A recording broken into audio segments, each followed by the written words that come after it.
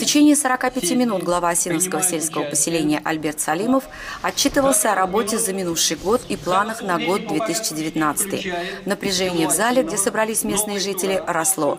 Глава поселения поставил вопрос на голосование. Как будем голосовать по проекту решения? За основу в целом? В целом. Прошу голосовать. По проекту решения голосуем в целом. За. Отчет главы Осиновского сельского поселения Зеленодольского муниципального района Республики Татарстан и перспективы задачи на 2019 год.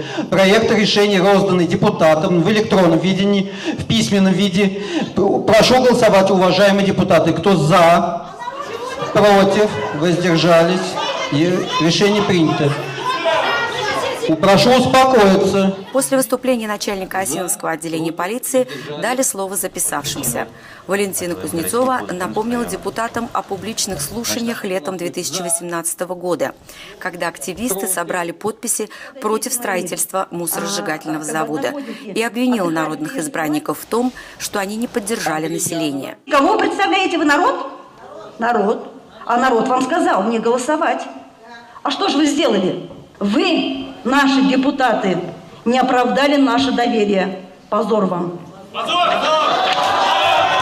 Спасибо большое. Слова обвинения звучали в адрес главы Зеленодольского муниципального района Александра меньше 5 специально не В частности, говорите? главу района обвинили в том, что он позволил Давайте по очереди. завод на территории Осиновского поселения. Когда этот вопрос уже решился, хорошо, значит, его собираются строить в Татарстане. Как же вы тогда пропустили инвестора и позволили ему локализоваться возле нашего населенного пункта? Что касается земельного участка, на котором планируется строить мусоросжигательный завод, он принадлежал частным лицам, и прав у муниципалитета на эту землю не было. Участок был выкуплен под завод компанией АГК. Я сторонник сортировки мусора и сторонник строительства мусоросортировочного завода. Я считаю, что это нужно технологически правильно. Я разделяю мнение айшинцев, которые считают, что полигон, горящий полигон – это плохо.